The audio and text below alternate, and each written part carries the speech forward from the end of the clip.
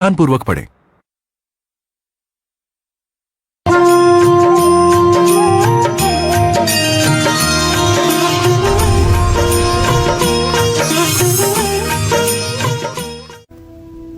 दुर्गे स्मृता हरसि भीतिमशेष जन्तौ स्वस्थ स्मृता मतिमती वसुभान ददासि दारिद्र दुख भयहारणिका त्वदन्या सर्वोपकार करणाय सदार्द चित्ता। दुर्गे स्मृता हरसि भीतिमशेष जन्तौ, जिस देवी का स्मरण करने से समस्त प्रकार के भय समाप्त हो जाते हों, उन माँ दुर्गा को हम प्रणाम करते हैं। दुर्गे स्मृता हरसि भीतिमशेष जन्तौ स्वस्थ स्मृता मतिमती वसुभान ददासि, जिससे स्वस्थ जीवन मिलता हो और सुंदर मति मिलती हो, ऐसी माँ दुर्गा को मैं प्रणाम करता हूँ। दारिद्र दुख भयहारणिका त्वदन्या, जो दरिद्रता को, दुख को और भय को निवारण करती हो। दारिद्र दुख भयहारणिका त्वदन्या, और सर्वोपकार करना यशदार्द चित्ता, जो सब प्रकार से उपकार करने वाली और सदैव आर्द्र चित्त रहने वाली हैं, ऐसी माँ दुर्गा को मैं साष्टांग प्रणाम करता हूँ। जय माँ विंध्यवासिनी। नमस्कार, आप देख रहे हैं नवरात्रि स्पेशल काल चक्र। जय माता दी। मैं हूं आपके साथ अंजलि आनंद और हमारे साथ हैं प्रश्न कुंडली विशेषज्ञ पंडित सुरेश पांडे जी। बहुत बहुत स्वागत है पंडित जी आपका। अपने भक्तों का कल्याण करने आ रही हैं शक्ति। देखिए नवरात्रि स्पेशल।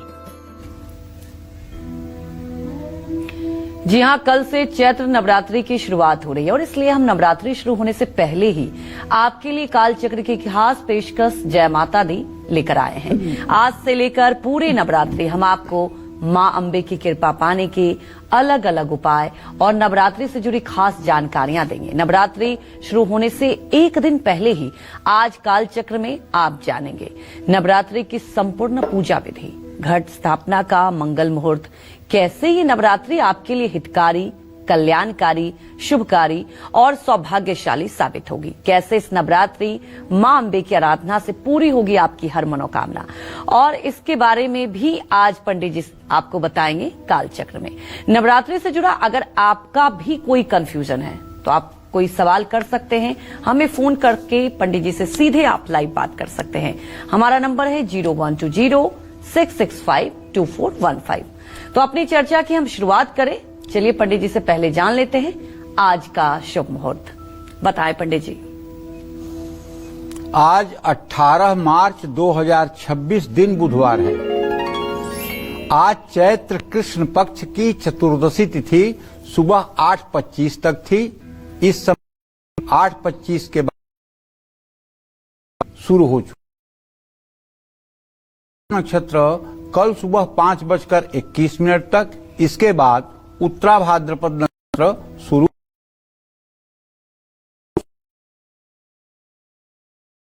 शुक्ल योग शुरू होगा। आज दर्श अमावस्या है। इसी क्रम में आज के कुछ अशुभ मुहूर्त भी हैं। जैसे बुधवार है तो राहु काल रहेगा दोपहर 12 बजे से 1:30 बजे तक, और यमगंड काल रहेगा सुबह 9:28 तक। गुलिक काल रहेगा सुबह समयों में किसी नए कार्य का शुभारंभ ना करें। जय मां विंध्यवासिनी। नवरात्रि शुरू हो रही है और ऐसे घट स्थापना का मुहूर्त पंडित जी से जान लेते हैं और समझ लेते हैं। बताएं पंडित जी। देखिए, चैत्र नवरात्रि कल से शुरू हो रही है। कल यानी 19 मार्च 2026 से। ये भारतीय नववर्ष का प्रारंभ भी कल से हो रहा है। मैं आज एक दिन पहले ही अपने समस्त दर्शकों को भारतीय नववर्ष के शुभारंभ की शुभकामना देता हूं। हमारा जो नया साल भारतीय नववर्ष शुरू होता है वो चैत्र नवरात्रि के पहले दिन से ही शुरू होता है, और ये ईसा पूर्व 57 वर्ष पहले शुरू हुआ था। मतलब अगर इस समय सन 2026 चल रहा है तो संवत 2082 चल रहा है। कहने का आशय 2083 शुरू हो जाएगा। 57 साल हम पहले हमारा समय चल रहा है। नवरात्रि में घट स्थापना का मुहूर्त वैसे तो कुल 50 मिनट का है, जो कल सुबह 6:52 से सुबह 7:43 तक रहेगा। लेकिन अगर आप 6:52 के बाद शुरू कर लेते हैं तो जब तक आपकी कलश स्थापना का मुहूर्त पूरा नहीं होता है तब तक आप इसको करते रहिए, कोई दिक्कत। 12:53 तक है। चैत्र नवरात्रि में मां दुर्गा पालकी पर सवार होकर के आ रही हैं।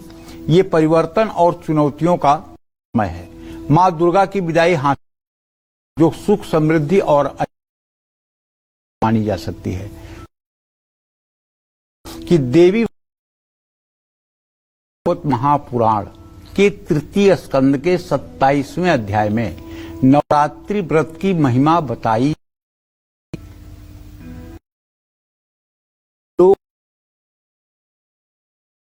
एवं दान हैं, वे इस नवरात्र व्रत के तुल्य नहीं हैं।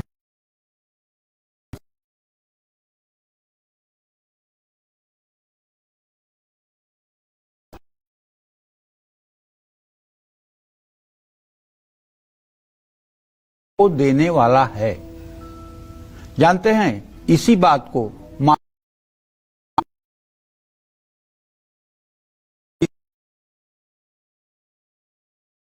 ददाति वित्तम पुत्रान मति धर्मे गतिम शुभाम, यही संपूजिता नित्यम प्रसाद धन भोजन है। जो नित्य भगवती की पूजा प्रसाद धन और भोजन से करता है, ददाति वित्तम, मैं पहले उसको धन देता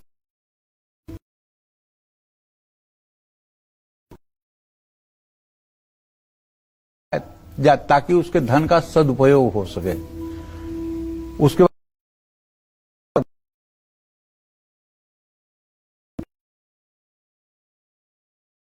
करे, उसके बाद में क्या देती हूं, गतिम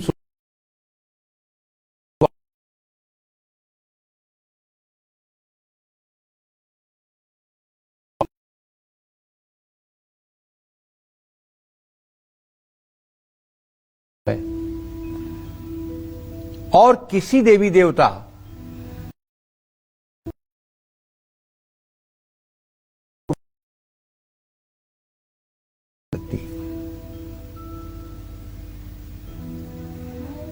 भोग को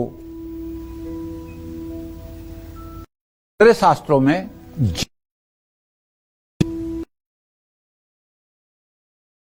शक्ति के जो उपासक होते हैं उन्हें भोग और मोक्ष दोनों प्राप्त करने का अधिकार जगत जननी जगदम्बा की कृपा से होता है। इसलिए कोई महापापी भी अगर नवरात्रि का व्रत कर ले तो वो समझ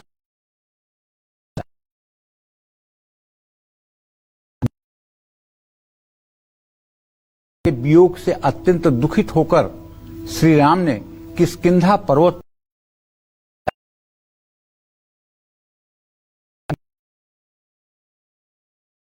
में विराजमान इंद्र ने भी इसका अनुष्ठान किया था।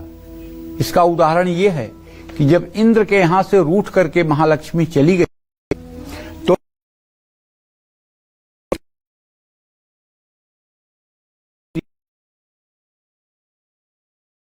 अनुनय विनय किया तो भगवान ब्रह्मा ने एक मंत्र दिया इंद्र को कि इस मंत्र का 10 लाख उच्चारण करो तो पुनः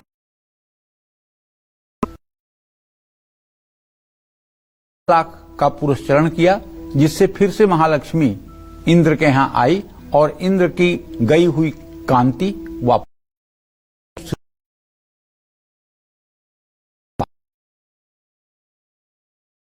देवी भागवत महापुराण का मंत्र है।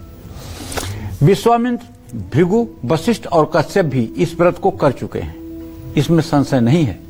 ऋषियों ने संपूर्ण नवरात्र पालन में असमर्थ रात्र, पंचरात्र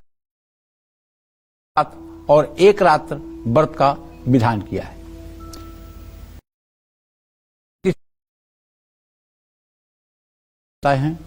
नवरात्रि की पंचमी तिथि को एक समय भोजन करने से, षष्ठी तिथि में सिर्फ रात के समय एक बार भोजन करने से, सप्तमी तिथि में जो मिल जाए उसको खाकर व्रत कर रखने से, अष्टमी के दिन निराहार रहने से और नवरात्रि को व्रत खोलने पंचरात्रि का व्रत पूरा होता है। कोई पूरे नवरात्र का व्रत न कर सके तो पूरे नवरात्रि उपवास करने में असमर्थ लोगों के लिए उपवास भी, इसके लिए देवी भागवत और नवमी तिथि पर अगर व्रत कर लिया जाए तो नवरात्र के पूर्ण फल के बराबर भी इस मिलता है। इन तीनों रात्रियों में पूजा करने से के व्रत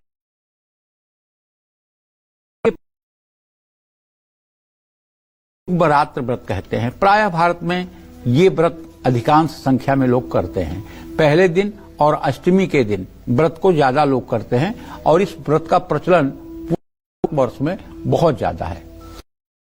रात्र के व्रत तो सुनने वाली बात को न सुनना, न देखने वाली चीज को न देखना, न खाने वाली चीज को न खाना, न छूने वाली चीज को न छूना, न सोचने वाली चीज को न सोचना, ये जो इंद्रिय संयम है ये व्रत कहलाता है।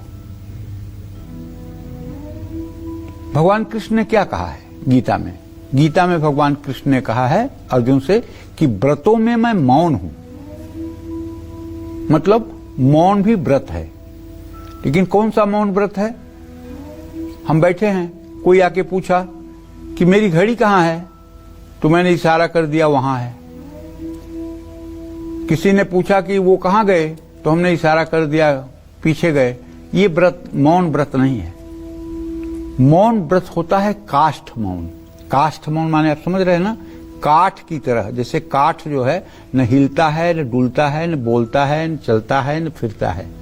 मनसा वाचा कर्मणा, मन से, वचन से, कर्म से, तीनों से आप मौन हो जाएं लकड़ी की तरह, काठ की तरह। चाहे कोई आपसे कुछ पूछे, चाहे कोई आए, चाहे कोई जाए, चाहे कोई हलचल हो, आपके ऊपर उसका 1% भी प्रभाव न पड़े। केवल मुंह न खोलना मौन नहीं है, अंतर जगत में भी मौन हो जाना, किसी तरह का हलचल न होना, ये मौन है।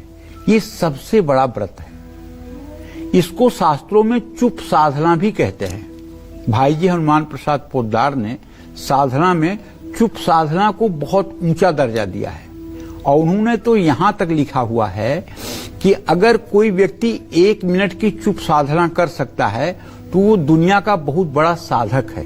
चुप साधना क्या है कि 1 मिनट तक आपका मन निर्विकार और स्थिर हो जाए, कहीं न जाए। 1 मिनट तक आपका मन कोई चिंतन ना करे।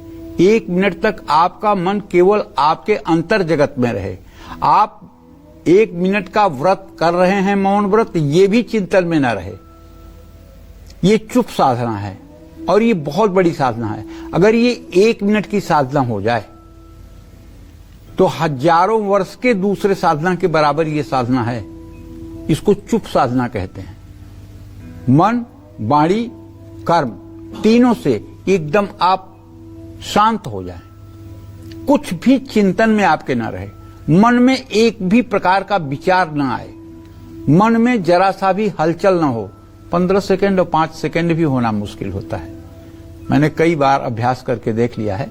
5-10 सेकंड तो हो सकता है, लेकिन 15 सेकंड नहीं हो सकता है। लेकिन भगवान कृष्ण ने गीता में कहा है अर्जुन से कि हे अर्जुन, तुम सही कह रहे हो कि हवा के वेग को रोकना और मन के वेग को रोकना असंभव है, लेकिन ये असंभव नहीं है, ये अभ्यास के द्वारा संभव भी है। अगर मनुष्य अभ्यास करे तो रोका जा सकता है। उसके लिए भगवान ने गीता में 3 प्रकार की बातें बताई हैं। पहली बात बताई है कि अपने नासिका के अग्रभाग पर दोनों आंखों की दृष्टि जमा करके अगर आप अभ्यास करें तो मन रुकता है। नासिका के अग्रभाग पर दोनों आंखों की दृष्टि लगा करके अगर आप बैठें तो मन रुकता है। दूसरा बताया है उन्होंने कि भ्रू मध्य पर दोनों भौहों के मध्य में आंखों के मतलब कि अपने केंद्रित करना, ये मतलब कि जो है मन को रोकने का दूसरा तरीका है। और तीसरा तरीका उन्होंने बताया है कि मन के चलने का जो वाहन है वो प्राणवायु है। प्राणवायु माने जो सांस हम लेते हैं, जो सांस हमारे अंदर जाती आती है, ये प्राणवायु है। मन इसी के आधार पर चलता है। अगर इसको रोक लिया जाए तो मन अपने आप रुक जाएगा। तो आप जैसे कोई जप कर रहे हैं, मंत्र जप कर रहे हैं, नाम जप कर रहे हैं, तो आप जिस नाक से श्वास चल रही है उसी नासिका के अग्र छिद्र पर अगर अपना ध्यान केंद्रित कर दें और आती हुई जाती हुई सांस को देखना शुरू कर दें, तो जब तक आपका श्वास पर ध्यान रहेगा, मैं गारंटी के साथ कहता हूं, 1 सेकेंड के लिए भी आपका मन इधर उधर नहीं जाएगा। इसी को दूसरी भाषा में अजपा जप कहते हैं। अजपा जप मतलब जो बिना जपे जपा जाए। जैसे मान लीजिए ओम ऐम ह्रीम क्लीम चामुंडाय विच्चे नमः मंत्र है, तो ओम ऐम ह्रीम क्लीम सोचते हुए श्वास को आप नाभि तक ले जाइए और चामुंडाय विच्चे नमः कहते हुए श्वास को बाहर निकालिए और अपना ध्यान नासिका के बाईं छिद्र पर या दाहिनी छिद्र पर, जिस नासिका से श्वास चल रही है वहां रखिए और ये मंत्र ज्यादा नहीं, केवल 10 माला कर लीजिए और पूरे नवरात्र रोज 10 माला कर लीजिए। अगर सारी रिद्धि सिद्धि आपके मुट्ठी में न आ जाए तो कह दीजिए। वैसे जो हम मंत्र जप करते हैं, केवल मंत्र बोलते जाते हैं, करते जाते हैं, उसका उतना प्रभाव नहीं पड़ता है जितना प्रभाव अजपा जप से और श्वासों पे किए हुए जप से पड़ता है। राजा बाबा एक बहुत बड़े संत हुए। मिर्जापुर जिले में विजयपुर एक स्थान है, वहां उनकी साधना स्थली है और लगभग आज के 150 वर्ष पहले वो बहुत बड़े संत हुए। उनकी लिखी हुई एक किताब है, उसमें उन्होंने लिखा है कि अगर 12,000 ओम मंत्र का अजपा जप कोई करे तो 1 वर्ष के अंदर भगवान उसे दर्शन देते हैं। ये बहुत बड़ी बात है। एक ही वर्ष में अगर ईश्वर का दर्शन हो रहा है तो मनुष्य की आयु तो 100 वर्ष है। अगर परम लक्ष्य की प्राप्ति 1 साल में हो रही है तो बड़ी बात है। लेकिन अजपा जप की बात उन्होंने कही है। ओ से श्वास को खींचना है, म से श्वास को निकालना है और 12,000 मंत्रों का जप करना है।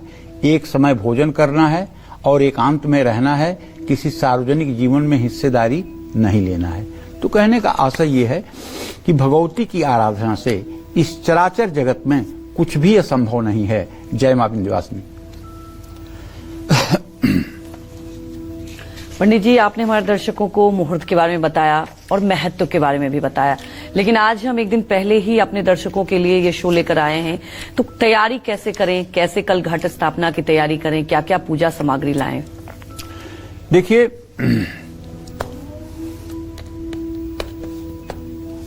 मैं कहना चाहूंगा कि आज ही आप सारी खरीदारी कर लीजिए। एक सुंदर सा 2 सुंदर से तांबे के कलश खरीद लीजिए। एक आम के लकड़ी की चौकी खरीद लीजिए। लाल या पीला वस्त्र खरीद लीजिए 3 पीस। अगर ब्लाउज वाला पीस 3 पीस मिल जाता है तो 2 लाल वाला खरीद लीजिए, 1 पीला वाला खरीद लीजिए। इसके बाद में रोली, रच्छा, सुपारी, कपूर, चावल, जौ, इसके बाद धूप, दीप, नैवेद्य की सामग्री, ये सारी वस्तुएं आज ही खरीद लीजिए। और अगर दुर्गा प्रतिमा खरीद सकते हैं तो दुर्गा प्रतिमा खरीद लीजिए। चांदी की प्रतिमा खरीद सकते हैं तो चांदी की खरीद लीजिए। सोने की प्रतिमा के लिए इसलिए नहीं कहूंगा कि सोने की प्रतिमा का रख रखाव बहुत कठिन होता है और सोने की प्रतिमा इधर उधर हो जाए अगर वो कहीं, तो उसका बड़ा बुरा असर होता है। इसलिए चांदी की प्रतिमा खरीद सकते हैं। चांदी की प्रतिमा न खरीदना चाहें तो मिट्टी की प्रतिमा खरीद सकते हैं। मिट्टी की प्रतिमा न खरीदना चाहें तो 2 प्रकार के मतलब कि कलश की स्थापना होगी। एक मतलब वरुण कलश और एक प्रतिष्ठा कलश।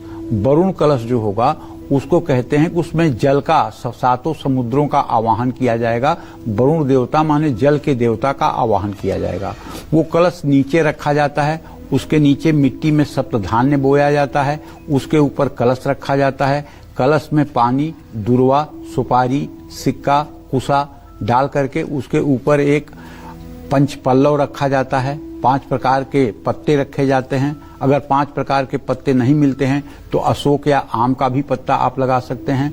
उसके ऊपर एक पात्र में चावल भर करके वो रखा जाता है। उसके ऊपर एक नारियल जो मंदिरों में तोड़ा जाता है, वो वाला नारियल चुन्नी लपेट कर कलावे से बांध करके उसको रखा जाता है। नारियल ऐसे रखें कि उसका मुंह ऊपर की तरफ न हो, उसका मुंह आपकी तरफ हो, लेटा हुआ नारियल हो, क्योंकि टीवी में जो चित्र दिखाया जाता है वो प्रायः लोटे पर खड़ा हुआ नारियल दिखाया जाता है।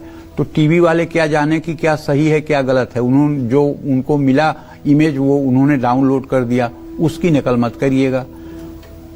आपकी तरफ नारियल का मुंह हो, ये कर लीजिएगा। ये हो गया आपका वरुण कलश। अब वहीं पे आप मतलब कि एक मिट्टी के करवे में चावल भरकर उस पे एक गरी गोला पर कलावा लपेट करके गणेश की स्थापना कर दीजिएगा, या सुपारी पर कलावा लपेट कर गणेश की स्थापना कर दीजिएगा। और गाय की गोबर अगर मिल जाए तो बहुत अच्छी बात है।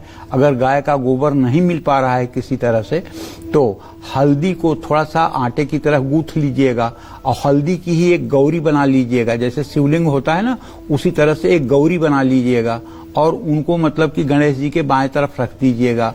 और एक सुपारी में चावल भरकर उस पर एक नवग्रह बनाकर कलावा लपेटकर सुपारी पर रख दीजिएगा।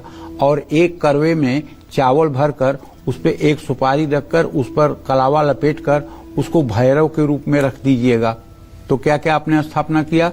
गौर, गणेश, नवग्रह और ये मतलब कि क्षेत्रपाल भैरव, इतनी स्थापना आपने कर ली और वरुण कलश की आपने स्थापना कर ली।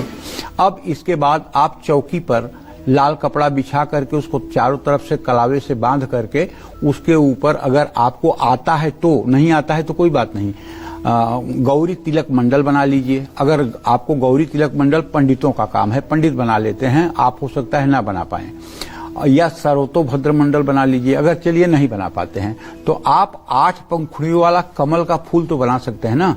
8 दल वाला कमल का फूल बना करके उसके ऊपर तांबे के लोटे में चावल भर करके रख दीजिए। और चावल भरकर रखने के बाद एक गरी गोला, अगर आप मूर्ति नहीं लाए हैं तो एक गरी गोला, उसके साथ सोने की या लोहे की एक थोड़ी सी कोई चीज चिपका करके और ब्लाउज पीस से उसको ऐसा लपेटिए कि वो पिरामिड के आकार का बन जाए और उसको लोटे के ऊपर स्थापित कर दीजिए। अगर आप और अच्छा चाहते हैं तो देवी के मुखौटे बाजार में मिलते हैं, उसी नारियल के ऊपर मुखौटा लगा सकते हैं और उसी कलश के ऊपर साड़ी वगैरह पहना करके माता का स्वरूप आप बना सकते हैं। तो माता की पूजा स्थापना कलश में होगी और वरुण कलश की पूजा नीचे होगी, गौर, गणेश, नवग्रह की पूजा होगी और एक काठ की चौकी पर आप दुर्गा सप्तशती की पुस्तक की भी स्थापना करेंगे। अगर आप नहीं भी दुर्गा सप्तशती का पाठ करते हैं तो रोज दुर्गा सप्तशती पर कम से कम गंध, अक्षत, पुष्प, धूप, दीप, नैवेद्य तो जरूर समर्पित करें। विद्या समस्ता स्तौ देवी भेदा, स्त्रियां समस्ता सकला जगत्सु। केवल दुर्गा सप्तशती की पूजा करने से भी बहुत पुण्य की प्राप्ति होती है, तो ऐसा ही कर लीजिएगा। और उसके बाद में नित्य धूप दीप से मतलब कि देवी की पूजा कीजिएगा। तो सारी सामग्री आज ही व्यवस्थित कर लीजिएगा और सारी सामग्री व्यवस्थित करके कल से प्रातः काल से पूजन में लग जाइएगा। और इतना जरूर ध्यान रखिएगा कि 9 दिन का नवरात्र व्रत करने पे अपने खान पान में और अपने रहन सहन में शुचिता और पवित्रता बनाए रखिएगा और निरंतर माता का स्मरण करते रहिएगा। हर समय माता का स्मरण करते रहिएगा। और हाँ, एक बात जरूर बताना चाहूंगा, ज्ञान मार्ग में जो मतलब कि जहर है, भक्ति मार्ग में वही अमृत है। ज्ञान मार्ग में जहर क्या है? ज्ञान मार्ग में जहर है अहम, अहंकार, घमंड। ये ज्ञान मार्ग में जहर है। जब तक ज्ञानी अपने अस्तित्व को नष्ट नहीं मानता तब तक ज्ञानी जो है ईश्वर को प्राप्त नहीं होता। लेकिन भक्त जो है वो अहंकार युक्त जब हो जाता है, मैं माता का, माता मेरी, मैं ही माता का, माता ही मेरी, जब ये भाव मजबूत हो जाता है तब बात बन जाती है, तब भक्ति रंग लाती है और तब माता के चमत्कार दिखते हैं। मैं सीताराम का, सीताराम मेरे, मैं भगवान कृष्ण का, कृष्ण मेरे, मैं राधा रानी का, राधा रानी मेरी। ये भाव जब कस करके मन में भर जाता है और कोई लाख समझाए कि नहीं कृष्ण तेरे नहीं, कृष्ण सबके, नहीं नहीं मेरे और मैं उनका, राम जी केवल तेरे नहीं सबके, अरे नहीं नहीं राम जी तो मेरे, मैं राम जी का, दुर्गा जी तेरी नहीं, अरे वो तो मेरी माँ, मैं उसका बेटा और कोई नहीं। सी भाव जिस दिन दृढ़ हो जाता है और जिस दिन ये हो जाता है कि मेरी मां तो है ना, मेरी मां तो है ना, जिस दिन ये बात हो जाता है उस दिन आपकी सारी समस्याओं का समाधान ऐसे होता है जैसे सूर्य के उदय होने पर अंधकार दूर हो जाता है। दर्शकों, मैं केवल सुनी सुलाई और खुश करने वाली बात नहीं करता हूं, मैं वो बात करता हूं जो बात मैंने जीवन में अपने अनुभव किया है। आप कम पढ़े लिखे हों, आपको दुर्गा सप्तशती का पाठ भी करना न आता हो, कोई बात नहीं। मां हर भाषा समझती है। जैसे तोतले बच्चे की भाषा मां समझती है, वैसे हमारी सारी भाषा को माता समझती है। जिस भाषा में आप प्रार्थना करेंगे वो भाषा दुनिया ना समझे, माता समझती है। और उसके लिए जरूरी नहीं है कि आप संस्कृत के स्तोत्र गाएं, उसके लिए जरूरी नहीं है कि आप संस्कृत के मंत्र पढ़ें। आपका भाव क्या है, माता के सामने आपका भाव क्या है, आपके हृदय का समर्पण कैसा है, आपका समर्पण कैसा है, इसको मां देखती है, इसको मां देखती है। जय मां विंध्यवासिनी। तो देखिए, पंडित जी ने आपको ये तो बताया कि आप कैसे और किस विधि विधान के साथ पूजा सामग्री लाएं और कैसे मां की घट स्थापना करें, और अब पंडित जी से ये भी जानते हैं कि कौन सी नवरात्रि किस दिन है और हर दिन का एक अलग महत्व होता है। हर दिन देवी दुर्गा की पूजा कैसे की जानी चाहिए ये जानते हैं, बताएं पंडित जी। देखिए, वैसे तो एक बात जान लीजिए कि 365 दिन 24 घंटे अहरनिश माता का ही समय है और किसी का समय नहीं। लेकिन शास्त्रों के आधार पर 9 दिनों में 9 देवियों के अलग अलग पूजा का भी विधान बताया गया है। जैसे दुर्गा सप्तशती के दिव्या कवचम में लिखा हुआ है, प्रथमम शैलपुत्री च, द्वितीयम ब्रह्मचारिणी, तृतीयम चंद्रघंटेति, कुसुमांडे चतुर्थकम, पंचमम स्कंध मातेति, षष्ठम कात्यायनीति च, सप्तमम कालरात्रिति, महागौरीति चाष्टमम, नवमम सिद्धिदात्री च, नव दुर्गा प्रकृतिता। ये 9 तिथियों में माता के 9 रूपों की पूजा होती है। तो 19 मार्च को यानी कल गुरुवार को नवरात्रि का पहला दिन है। ये दिन मां दुर्गा के पहले स्वरूप शैलपुत्री के पूजा के विधान का है। शैलपुत्री माने हिमालय की कन्या, और वो छोटे स्वरूप की कन्या, उनकी पूजा होती है। मां शैलपुत्री को अखंड सौभाग्य का प्रतीक माना जाता है। मां शैलपुत्री की पूजा में सफेद तिल, दूध, सफेद चंदन, बेलपत्र, मखाना, ये सब वस्तुएं प्रयोग करनी चाहिए। 20 मार्च शुक्रवार नवरात्रि का दूसरा दिन। नवरात्रि के दूसरे दिन मां ब्रह्मचारिणी की पूजा की जाती है। ये वो समय है जब माता तपस्या के लिए जंगल में गई हैं पार्वती, और भगवान शिव की उन्होंने उपासना किया है, उनका नाम अपर्णा पड़ा है। तो तब त्याग, वैराग्य और संयम की प्रतिमूर्ति हैं और उसकी वृद्धि होती है मनुष्य के जीवन में ब्रह्मचारिणी की पूजा करने से। जो व्यक्ति ब्रह्मचारिणी की पूजा करता है वो कभी संघर्षों से डरता नहीं है। ऐसे व्यक्ति को हर जगह, हर परिस्थिति में विजय प्राप्त होती है। 21 मार्च शनिवार नवरात्रि का तीसरा दिन है। नवरात्रि के तीसरे दिन मां दुर्गा की तीसरी घंटी, चंद्रघंटा की तीसरी शक्ति चंद्रघंटा की उपासना की जाती है। जिनके घंटा में चंद्रमा विराजमान हो उन माता को चंद्रघंटा कहते हैं। मां का ये रूप पाप, ताप और सभी बाधाओं से मुक्ति देने वाला है। और 22 मार्च रविवार को नवरात्रि का चौथा दिन है। नवरात्रि के चौथे दिन मां कुष्मांडा की उपासना की जाती है। कुष्मा उष्मा, जिनके उदर में उष्मा है, जो देवी रोग शोक का विनाश करने वाली हैं और सब प्रकार के दुखों से मुक्त करने वाली हैं, ऐसी देवी कुष्मांडा की उपासना की जाती है। लंबी आयु, यश और बल, बुद्धि प्रदान करती है। 23 मार्च सोमवार को नवरात्र का 5वां दिन। नवरात्रि में 5वां दिन स्कंद माता की पूजा की जाती है। स्वामी कार्तिकेय की मां होने के नाते माता को स्कंद माता कहा गया है। ये देवी दुर्गा का ममतामयी रूप है। कहते हैं कि इनकी कृपा से मूढ़ भी ज्ञानी हो जाता है। जिनको संतान नहीं है वो मां के इस रूप में से गोद भरने की प्रार्थना करें, उनकी मनोकामना जरूर पूरी होगी। 24 मार्च मंगलवार नवरात्रि का छठा दिन। मां दुर्गा का छठा रूप कात्यायनी का है। एक अस्तत अद्भुत नारी व्याप्त लोकम त्रयंतुषा, जो देवी कात्यायन ऋषि के आश्रम में प्रकट हुई थी, ब्रह्मा विष्णु महेश के तेज से प्रकट हुई थी, उन्हीं का नाम कात्यायनी है। इनको दूसरे रूपों में दुर्गा भी कहा जाता है। और जब ये प्रकट हुई थी तो इनका रूप ऐसा था कि पृथ्वी से आकाश तक इनका रूप था। देवताओं की प्रार्थना ने इन्होंने सौम्य रूप धारण किया था और कात्यायन ऋषि के आश्रम में प्रकट हुई थी, इसलिए इनका नाम कात्यायनी भी पड़ा। ये देवी अर्थ, धर्म, काम और मोक्ष चारों फलों को प्रदान करती है। 25 मार्च बुधवार नवरात्रि का 7वां दिन है। नवरात्रि में 7वें दिन आदिशक्ति मां कालरात्रि की पूजा का विधान है। मां कालरात्रि का काल का नाश करने वाली देवी हैं। इनकी निशा पूजा होती है, रात्रि में पूजा होती है। इनकी पूजा से अकाल मृत्यु का भय, नकारात्मक ऊर्जा, कारोबार, नौकरी या संपत्ति से जुड़ी हुई दिक्कतें दूर होती हैं। इनकी पूजा से कर्ज से मुक्ति मिलती है और शत्रु का भय नहीं रहता है। 26 मार्च गुरुवार को महाअष्टमी नवरात्रि के 8वें दिन मां के 8वें स्वरूप महागौरी की पूजा होती है। मां की उपासना से मनपसंद जीवन साथी मिलता है, विवाह में आ रही रुकावट दूर होती है।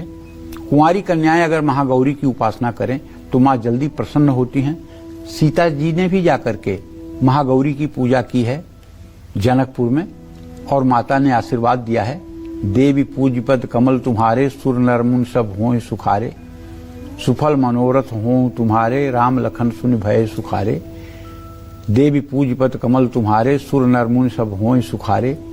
तो ये माँ बहुत जल्दी प्रसन्न भी होती हैं, खास करके कुमारी कन्याओं पर तो बहुत जल्दी प्रसन्न होती हैं। 27 मार्च शुक्रवार रामनवमी और माँ दुर्गा की 9वीं शक्ति सिद्धिदात्री का दिन है।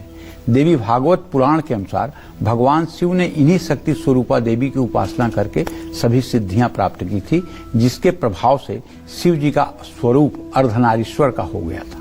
28 मार्च शनिवार को दुर्गा जी के मूर्ति के विसर्जन का भी समय है। जय मां विंध्यवासिनी। तो नवरात्रि में कलश क्यों स्थापित किया जाता है और क्या है घट स्थापना की सही और सटीक विधि, ये सब बताएंगे पंडित जी आपको एक छोटे से ब्रेक के बाद। आप देखते रहिए नवरात्रि स्पेशल कालचक्र। जय माता दी।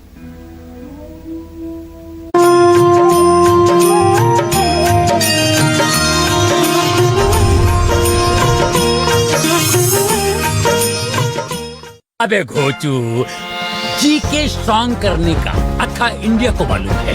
पेट सफा हर रोग दफा। देख